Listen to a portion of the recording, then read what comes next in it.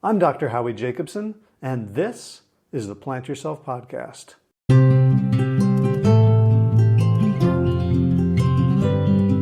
Each week, I bring you a conversation with someone who's making a positive difference in the world.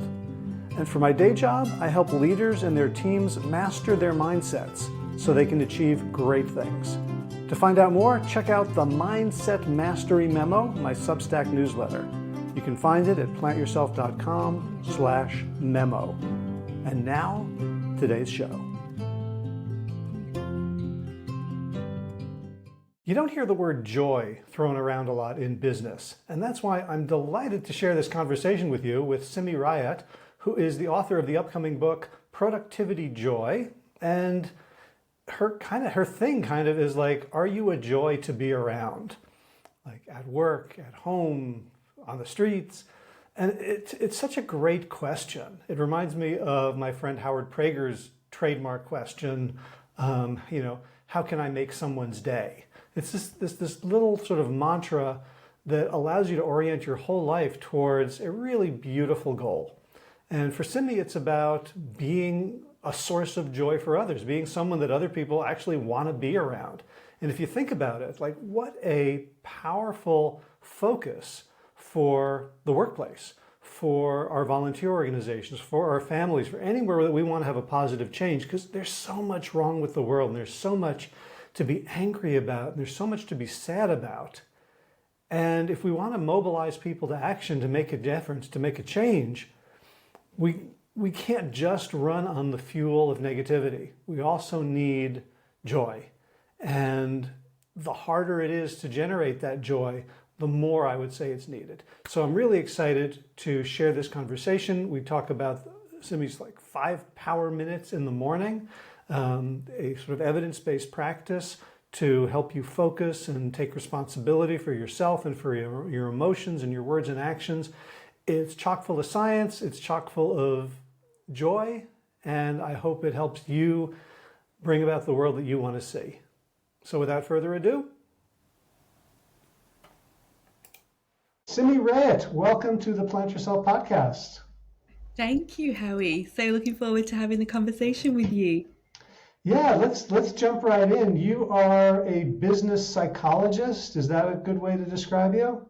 Yeah, it's a great way to describe me. I've been working as a business psychologist for the last 20 years now. Started in the UK and now here based in Melbourne, Australia, but working with clients globally. Gotcha. So when I imagine a business psychiatrist, I have this image of Mr. Peanut sitting on a couch, and you're asking about his mother or something. Obviously, that's not right. What does a business psychologist do? Yeah, so look, as a business psychologist, I'm really helping and working with leaders and business owners get out of their own way. So what do I mean by that? I mean, quite often as a leader, you may not be aware of the bright side and the dark side of your personality. We all have both sides. And it's quite interesting when we're under stress and pressure and the spotlight is on us. The dark side of the personality and our leadership traits can really come out.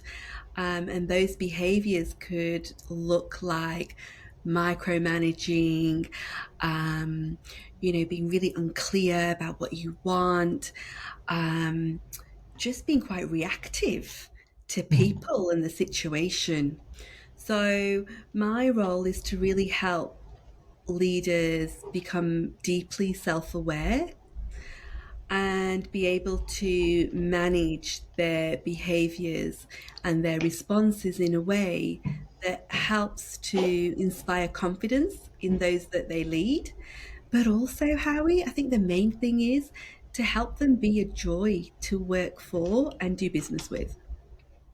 Well, I want to come back to that because that's a very evocative word. I'm curious when you mention things like micromanaging, is the dark side of the personality the same as the bright side, but just coming out in a different way? So the person who micromanages under stress, like when their bright side is showing, they're what, like conscientious or on top of things or Yeah. supportive? Like, are they the same thing but opposite sides of the coin? They can be, but at their extreme, the dark sides are our strengths when they're overplayed. So, as you say, someone who is really charming and has a lot of gravitas, is able to win the hearts and minds of others. Um, when that's overplayed, that can also tip over to manipulative behaviors to really get what you want. And perhaps those behaviors can persuade others to do things that they may not want to do or wish to do. So, being really aware of the dark side and how that comes across is so important, because during times of high stress and pressure, without realizing it, quite often, the dark side can take over. Mm. It's when we actually let our guard down, when we're not really managing our behavior and we're not very conscious and intentional about our impact on others. That's when the dark side can really show up. Hmm. That, I mean, part of me feels like sad hearing that. Like we have to be, managing ourselves. Like, like I think about like, babysitting a 4-year-old, right? Like if I, get distracted for a minute, they've just, given haircuts to all the paintbrushes or something, right? Like, so do you see us as like if we're not self-monitoring, we're likely to be out of control? I don't think it's that we're going to be out of control if we're not self monitoring, but if we are wanting to have a significant positive impact on those around us, if we're wanting to be the best versions of ourselves so we can inspire the best versions of others as well, we can do that so much more impactfully when we are self-regulating. Hmm. And there's so many things that go on in our mind, the thoughts that we have, our unconscious mind at play. There's so many heuristics, we call them in psychology, like shortcuts that your brain takes. And our brains are essentially a little bit lazy, actually. We'll fall into those traps and those patterns without even realizing it.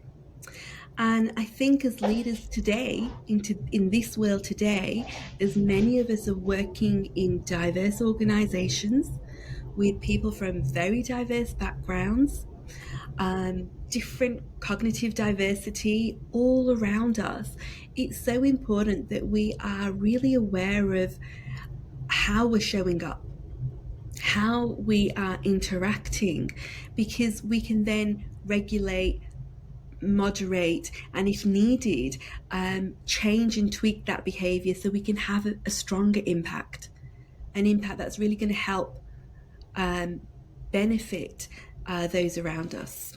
Hmm.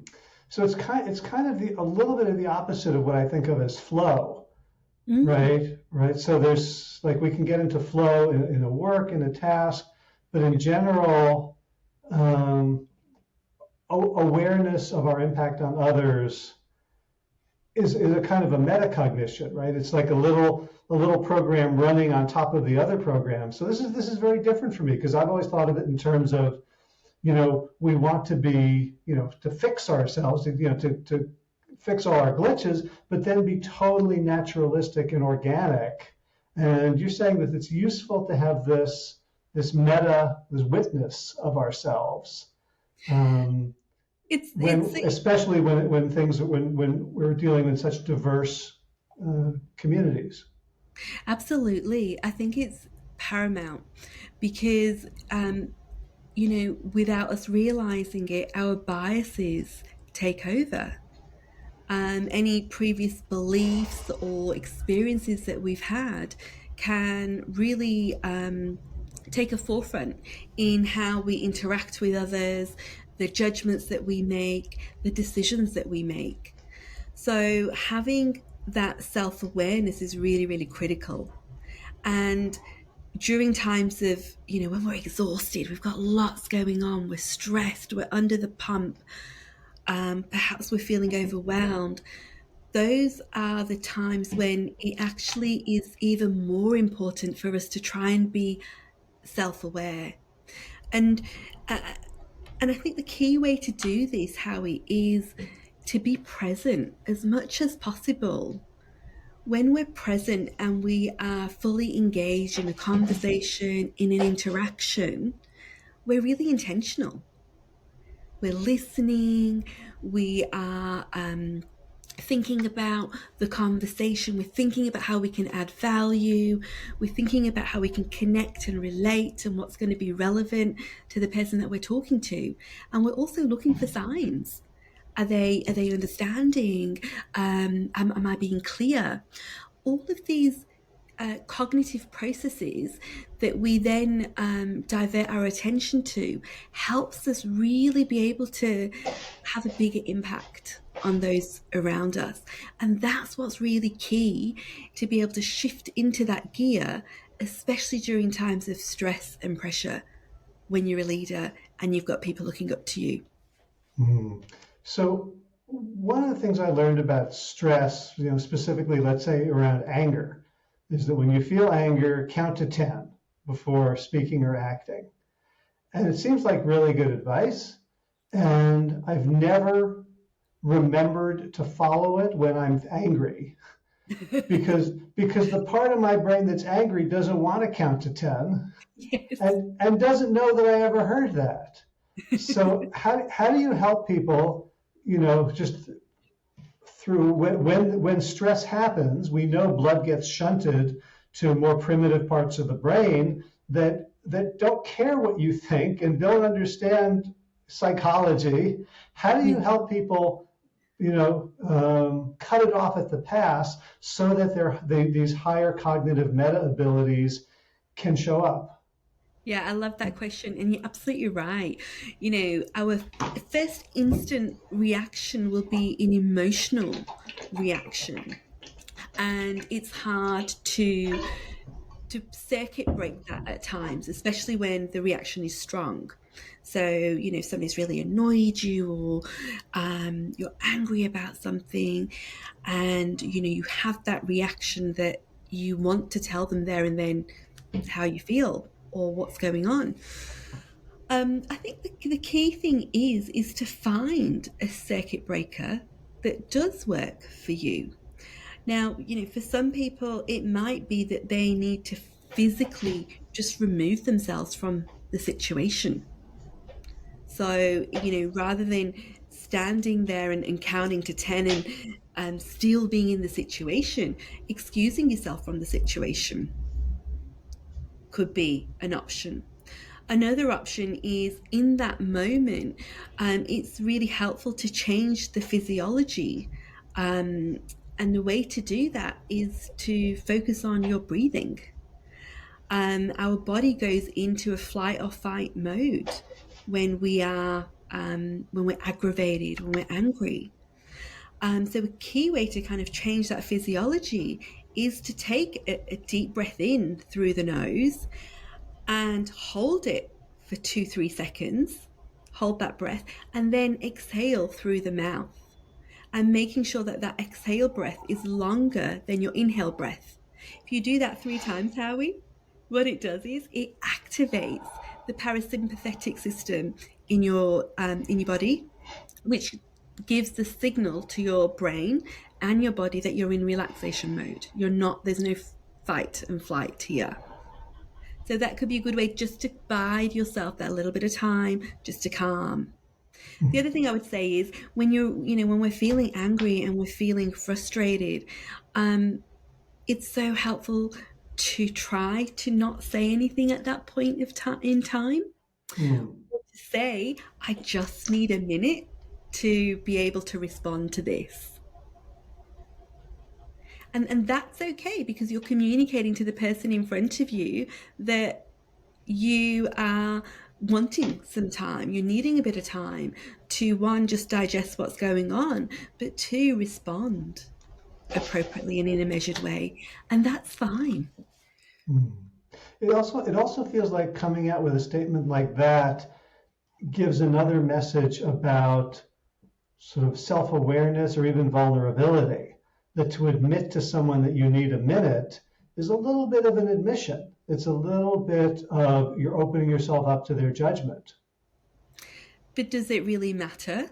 Does that really matter? Because being vulnerable and taking that opportunity to say, I need a few moments to respond, can also signal to the other person that, there's something not quite right here.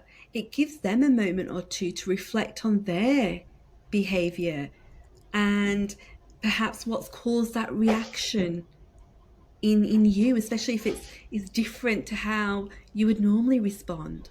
So it could really actually work two ways. It could benefit you because it gives you that breathing space to calm and to recalibrate and think of your response back.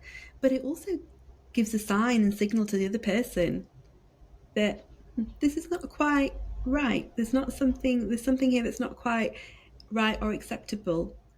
But I'm not going to let it go. I'm just going to have a few moments to collate my thoughts. Mm. Yeah, it's almost like it's an invitation to match, right? So Yes. that if you see someone else being introspective and a little bit vulnerable, you may, even Yeah. unintentionally or unconsciously do the same thing, which seemed like pretty smart, communication bids. Yeah. And it might even be in that scenario where it gives that person, because they've had that invitation to just think in that moment and realize, oh, actually something I just did there didn't land quite well. And it gives them an opportunity to come back and say something else, or approach the situation differently. Hmm. So you mentioned earlier that we all have, dark sides and bright sides. And I'm wondering if the way that you go about teaching and training and coaching that in organizations has the added benefit of destigmatizing behaviors. Yeah, look, I don't think it's. I think it's important to recognize that the behaviors are behaviors are behaviors. They're observable. They have an impact. They signal to others what our intention is. But at the same time, behaviors can be changed. They can be they can be tweaked and adapted. And quite often, a lot of leaders and managers that I work with, it's only slight adjustments to some of those behaviors that, once they're aware of the impact of those during times of high pressure and stress, it's only few tweaks that they need to be, that they choose to make. But those few tweaks actually have a significant positive impact on how the other person feels and Hmm. the relationship, the state of that relationship. Um, so I think it's really important to, when we talk about behaviors, it's not to say any behavior is, really, really bad or really good. I think it's really about understanding, well, what impact does that behavior have? And is it the impact that we intended? Is that the impact that we really want it to have? Hmm. And I That's think if that seems, yeah, go ahead, sorry. Yeah, I was just going to say, if we're clear on the intention and we're clear on the execution, then we are going to more likely demonstrate those behaviors that are going to get the results that we want. As I said, that sounds like a very business person friendly way of talking about impact, outcome, intentions, execution, so that even someone who's like, this emotional stuff isn't, that important, or I don't have time for it. When you present them with, here's the impact, right? We needed Yeah, 4 more meetings to deal with what you did, and let's multiply everyone's salary, hourly salary, by the amount of like how much wasted work we had. I think you might be able to get through to some pretty, hard-nosed folks.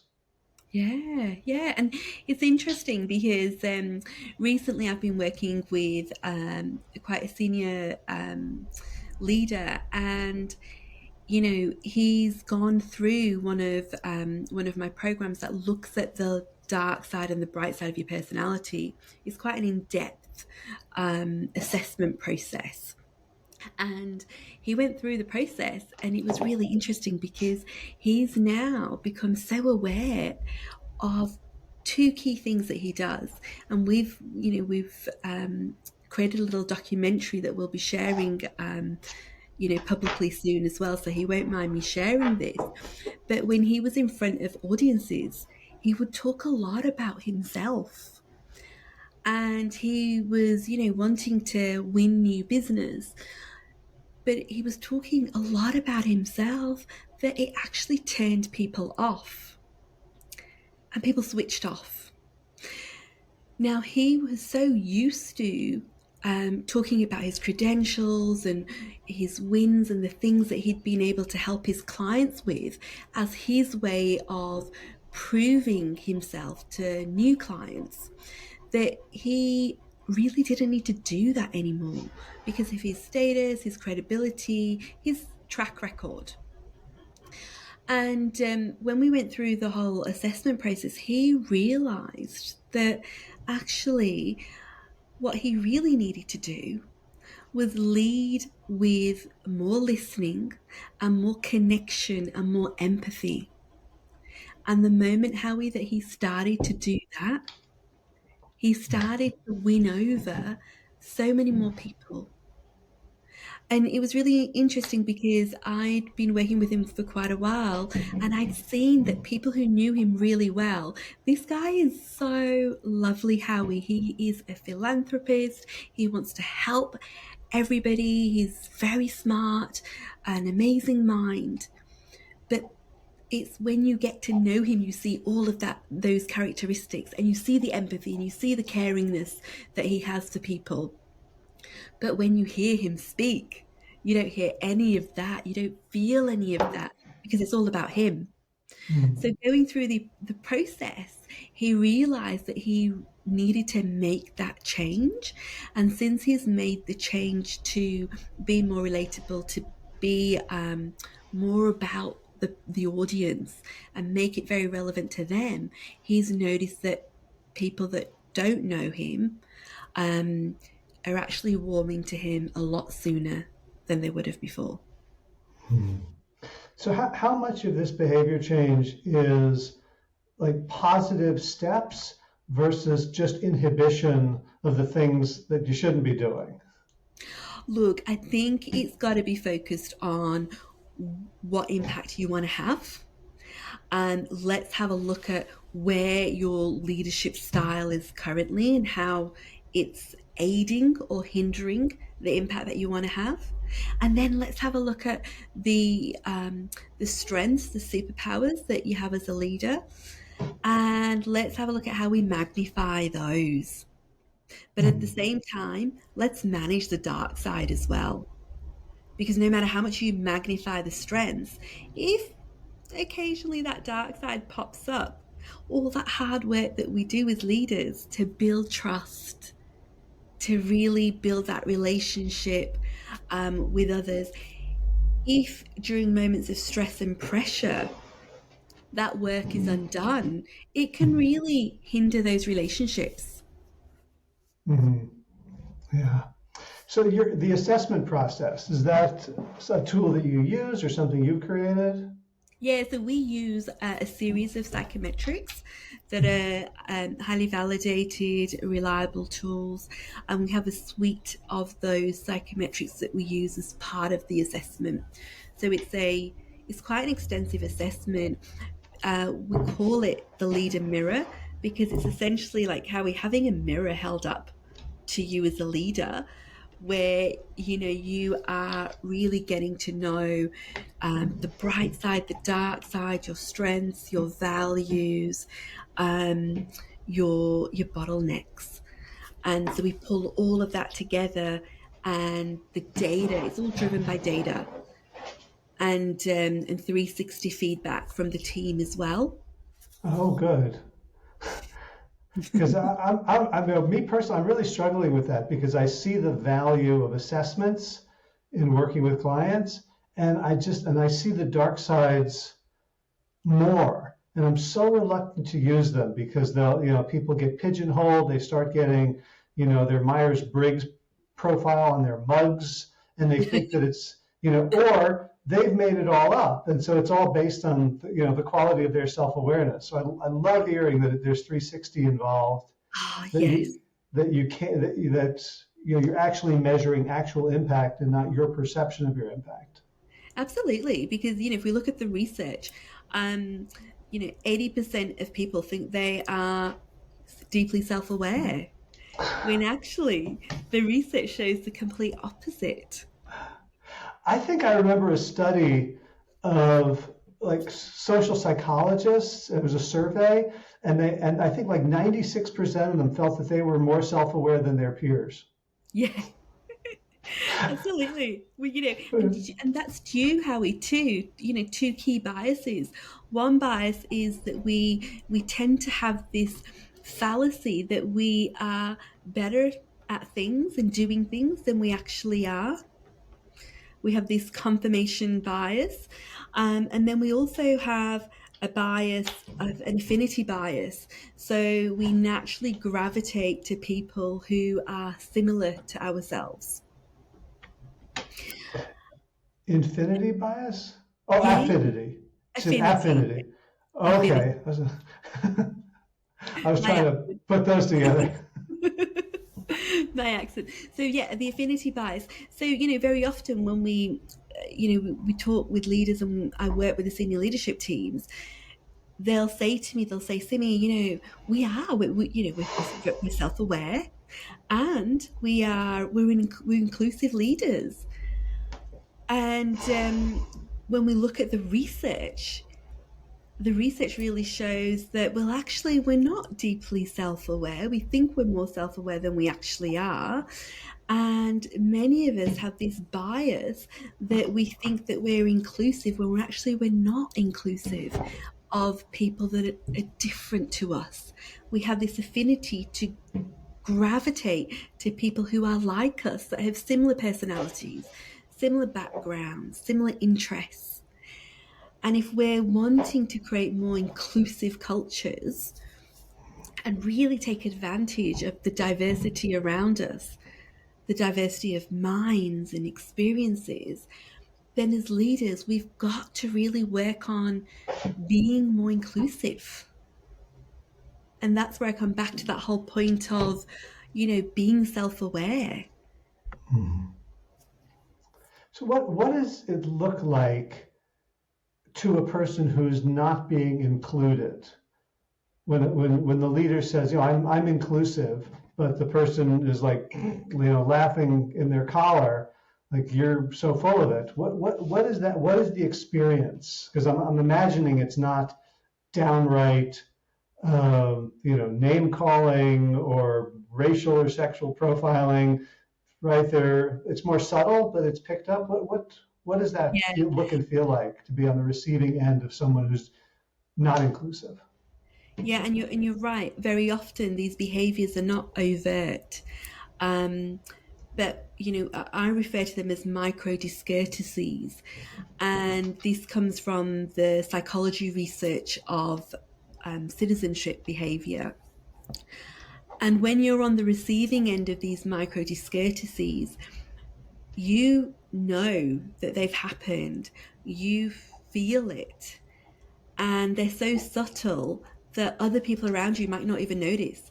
So an example could be, in a meeting, the same person mispronounces your name. It could be that, your leader or manager, when they talk to you, they don't make eye contact with you, but they do with others. Eye contact's a really interesting one, because eye contact signals a sense of trust and importance when we give each other, eye contact. With our names are hugely important. Often they're the first thing that somebody gets to know about us, even before they've met us. And if we're not taking the time to really get to know people's names and be able to learn to pronounce their names, each time that the person's name is mispronounced, or that they're ignored, for example, each time that happens, it signals that that person does not matter. And quite often, Howie, it's not intentional. As we know, leaders and managers are so busy, there's so much going on. And often it's not intentional. But again, these biases do kick in. And when these behaviors, these micro discourtesies happen over several occurrences, the person on the receiving end is impacted. And there's lots of research that shows that it impacts you psychologically. It can impact mood, stress, and depression levels. It can increase levels of cortisol, so your stress levels. It can lead people to physical health conditions, eating disorders, obesity as well. There's a lot of research that shows the impact that micro discourtesies have on people on the receiving end. And I'm just thinking about if someone came to me and told me that I was being micro discourteous, like part of me, and I'm a middle-aged white guy, part of me would be pissed because like I would be like defensive, right? Because there was this huge, it could go either way, but this huge sort of shame bubble. Like, oh, I'm being racist, I'm being sexist, I'm being homophobic, I'm being whatever the category the person thinks, right? So how do you, as an outsider coming in to help, get those messages across in ways that don't cause middle-aged white men's head to explode? Look, I think it's really about working together and recognizing that regardless of age, background, color, any of the differences, we all have unique differences. We are all unique individuals. Regardless of any of those differences, ultimately, what every human being wants and needs is to feel like they matter, like they are of significance. So my key here in the scenario that you've just presented would be, one, I think it's great to hear that the person would have felt comfortable to come and have that conversation in the first place, to even raise it, because many people don't. They hold it in, and what happens is they check out. They mentally check out. That's when we see engagement levels drop, productivity levels drop, levels of absenteeism, turnover, all of that happens. But the real positive here is that someone has had the courage to come and speak to their manager. And I would say, as a manager, it's not to, to try not to be defensive, because when we're defensive, what we do is we shut down a conversation. What we really want to do is we want to just create a space for that person to express how they felt. Because quite often, all they need is to express how they feel. And within that expression, there can be an element of understanding where, as a manager, you could then start to see it from their perspective. So a great way to do that is, to give feedback, is to use a framework called the AID framework. So the AID, the A would be, to say what the actions were. So if we were just role playing this, and I was coming to you, I'd say, Howie, I'd love to just share something with you. When we were in that meeting, I really felt that you were not very receptive to my ideas. You dismissed them. And I felt that some of those ideas that I was presenting were shut down before they got any airtime. The I would be impact. The impact of that is, Howie, I actually feel that you you're not valuing my expertise and the different views and ideas that I have that I think could make a difference here in the business. The D stands for desired actions. So then I would say something like, Howie, in the future, I'd really appreciate just to have that airtime, whether it's in the meeting or with you after, to make sure I can share those ideas, because I really feel I've got some good ideas to bring to the table. How can we make that happen? Mm-hmm. Gotcha. So I'm hearing a lot of I statements. Yes. And I guess what I heard earlier, the reframe is to take it as a compliment when someone comes to you with an aid framework. Yeah, because it takes courage to come and talk to your leader or manager, because very often, Howie, people are not doing those behaviors. Those micro discourtesies are very subtle. We all do them. I've been working in the space of inclusion and diversity for a long time now, and I can promise you that, I will regularly unintentionally display or do those micro discourtesies as well. We're human, we will do them, but the more that we can be aware of them and we can call in, I don't like to use the term call out behaviors, because this is not about shaming, naming and shaming. No, this is about, let's create understanding. Let's actually really get to know each other. And if I tell you, Howie, how, what you did and how it made me feel, one, you're aware of it. Two, it gives you and I an opportunity to have a deeper understanding of each other. And three, there's an opportunity to do things differently. I have a totally different question right now, which is, so based on, you're a professional communicator, understand psychology, and I'm not.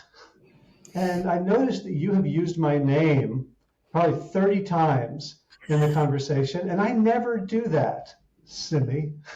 It feels weird to put that into my speech patterns, Simi. And I'm curious, like, is that something you trained yourself to do? You do it naturally? It's got a purpose? What am I losing by not doing it? I mean, I'm sure if I go through my archives, I can go through hundreds of episodes where after I introduce the person, I never say their name. Well, let me ask you a question, Howie. How did it feel to you being, hearing your name when you and I are talking? Weirdly, I'll tell you. Weirdly, it reminded me of when our dog was lying on the sofa or on the floor, and we said her name, and she'd be like, "Whoa!" Right? Like there's something a little bit sparkly about my name. Like, it's almost like part of me is going, wah wah wah wah wah wah wah, Howie, huh? Well, it's a great way to check in. Is somebody, is what you're sharing, is it landing? Is it relevant? I'm speaking, to you. We're having this wonderful conversation, and I want to make sure, first and foremost, that the conversation's landing with you, and then hopefully for your audience as well. Mm-hmm. So how, you heard me say your name twice in a very exaggerated fashion. Obviously, it was a little exaggerated, but it feels really awkward, Simi, to just throw your name in. And it feels like a really high extra cognitive load. What advice do you have for me? I think you've got to do, we've got to try and be natural as much as possible. And I know I'm talking about being self-aware and, being intentional. But at the same time, we've also got to be authentic. We've got to be real with who we are. So if that's a really big deviation to what you normally do, don't do it. Or do it in a way that is not as overt.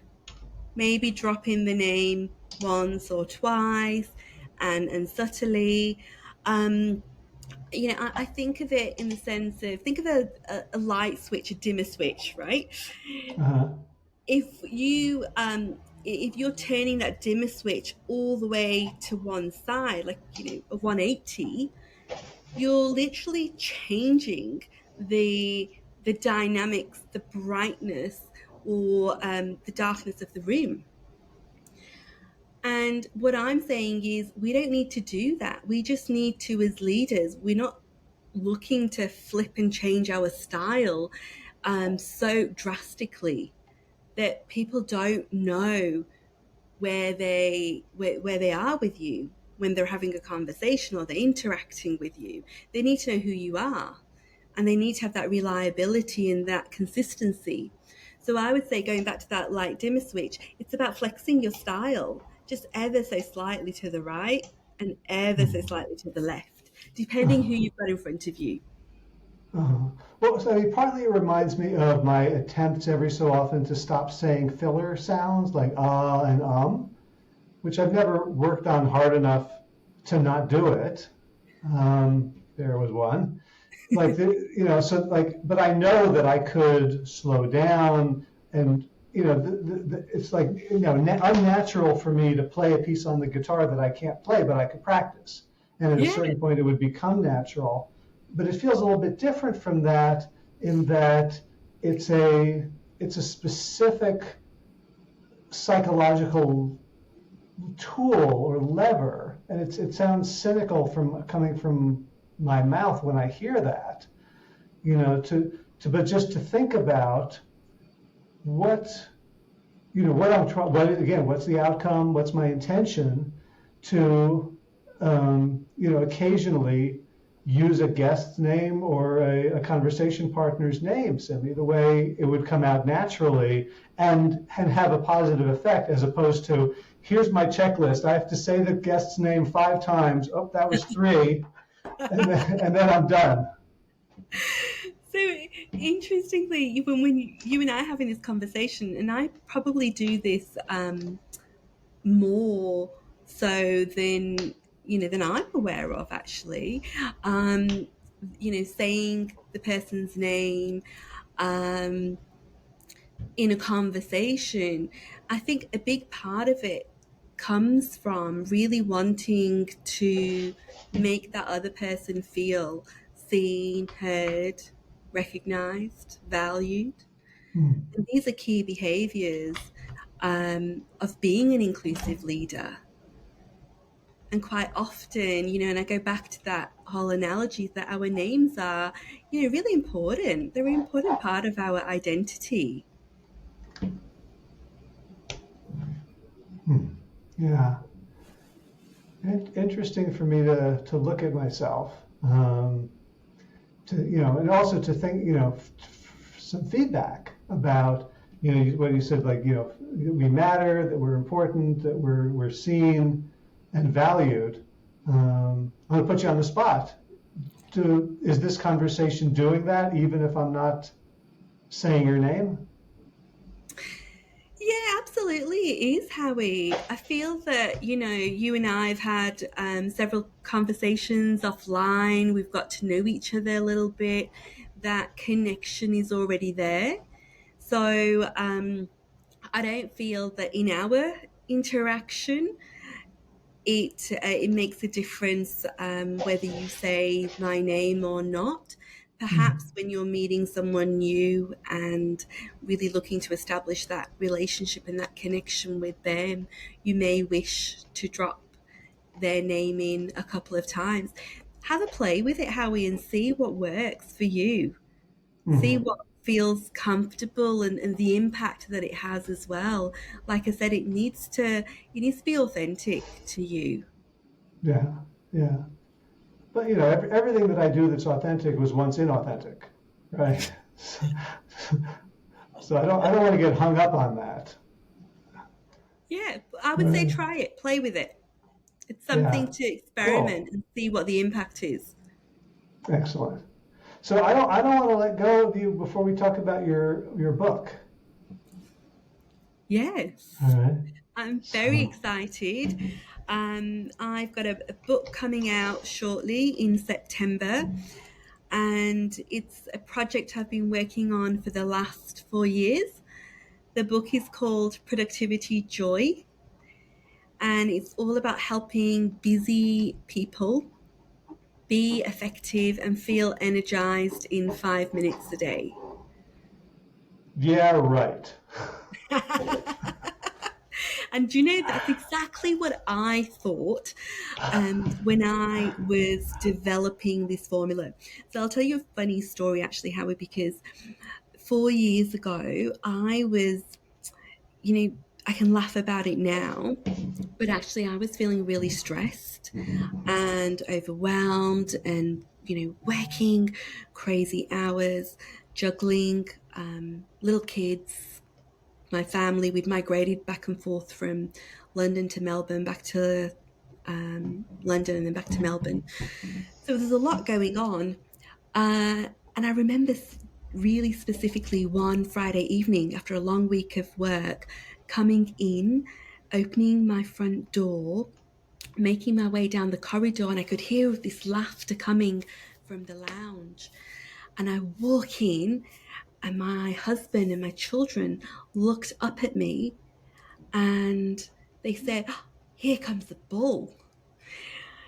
Now, they said it in jest. They were joking, but oh my goodness, was that like an ouch for me? It really was. I'd never been called a bull before, and it really took me by surprise. And I had to think about that for a few moments. And I think what really pained me about that was I actually realized that during that period of my life, I was not a joy to be around. I was Hmm. stressed, I was burnt out, I was feeling overwhelmed. And it was a wake up call for me that my loved ones were really not getting the best out of me. Um, when I then started to do research and also working with my clients, you know, it's a shocking statistic that's out there, but the research shows that 81% of professionals feel stressed, overwhelmed, and burnt out. And when Hmm. we feel like that, how can we be productive? We're not productive. We're not our best selves. We're not able to do our best work. Um, the research shows that it costs organizations $1.8 billion annually because of this lack of productivity. But even more than that, it actually robs us all of our joy.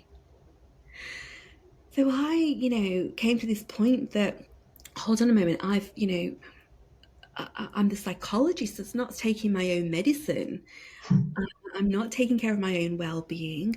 I'm not using what I know about the human mind to prime and activate my mindset in the morning in a way that would allow me to be really effective, to show up in the way that I really want, to help me think clearly, and to help me have the impact that I want.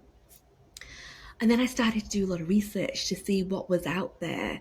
I started to talk to a lot of my clients, finding out what they did in the mornings to set their day up for success.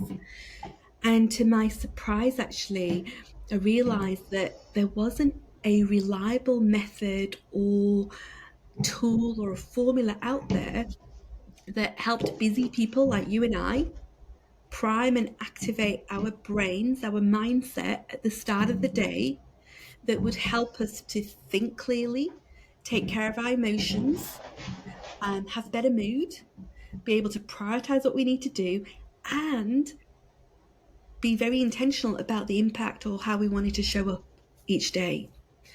So that's when I set out to do my research, and I started to develop the formula. It's called the 5Qs formula, and I started to develop it over COVID. I was working with a lot of leaders globally, with leaders and their leadership teams, to help them manage their well-being and really help during that time when there was so much pressure, ambiguity, and lots of challenges that leaders were experiencing with their teams.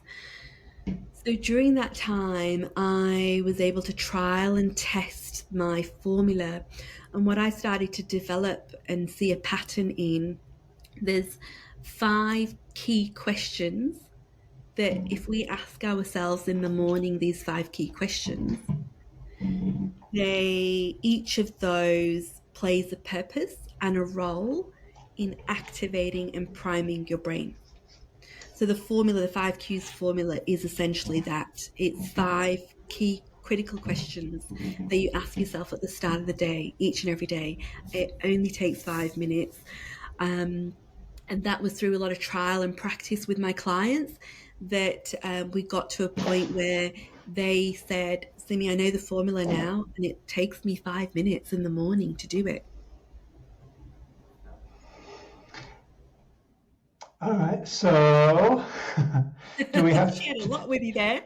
do we have to wait to buy the book in September? Is your publisher putting a moratorium on sharing what the 5 questions are, or any of them, or can we talk about them now? Look, I'm on a mission. I'm on a mission to really help as many people, and my target and my goal is ambitious. But I believe if you're going to have a mission, let's have a real strong mission here.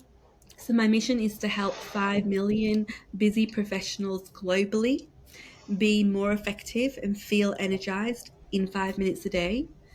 So the formula, the book Productivity Joy shares the formula. It also shares stories of my own and those of my clients that have used the formula, how they use it, the impact that it's had for them.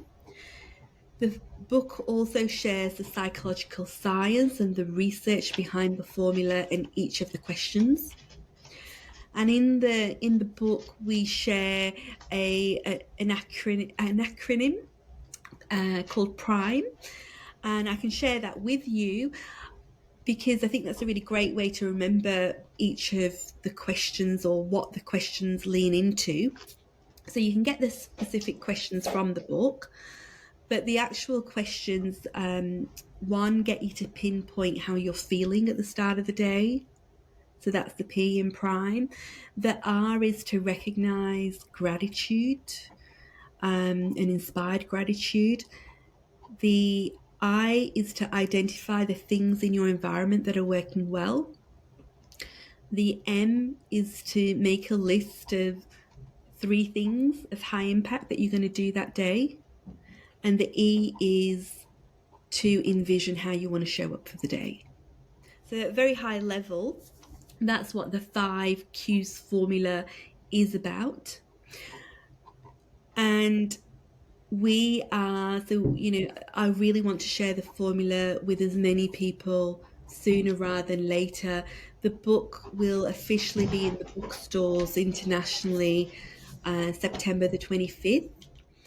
But in July, we are going live with the pre-orders. I would love to offer your audience go and pre-order a copy of Productivity Joy so they can trial and test the formula themselves. And they just need to drop a quick email with a receipt of their purchase, and we will send them the 5 questions, the 5Qs formula in advance of them getting the book. So yeah, for me, it's really about getting the formula out there so that as many people can benefit from it as possible. Many of my clients, so 100 of my clients, have trialed and tested the formula, and they've said, the feedback has been that it's a game changer. It makes them feel so much more intentional. It helps them be impactful, and it really Mhm. helps them be effective. And at the end of the day, they feel accomplished and they feel fulfilled.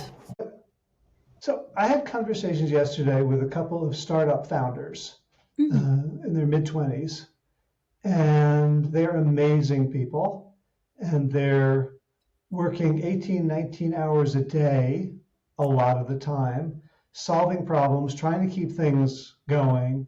And they have, of necessity, they have very self-disciplined self-care regimens, diet, sleep, exercise, which is great. I think it's absolutely necessary.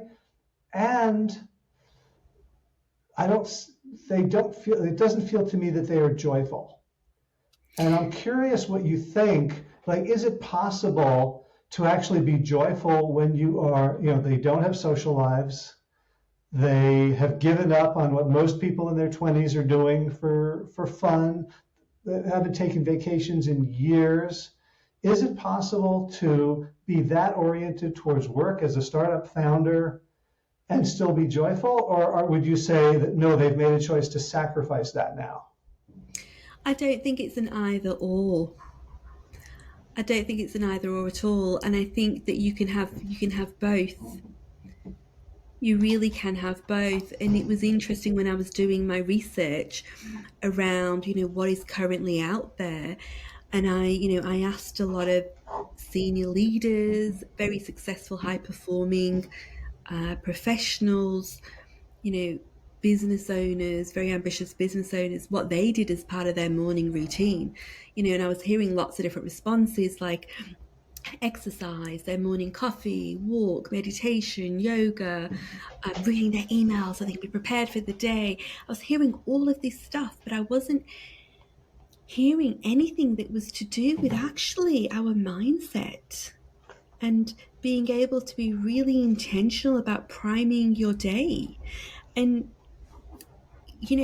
the the founders of accelerating organizations and startups, they need to have cognitive clarity, and they need to also have creativity.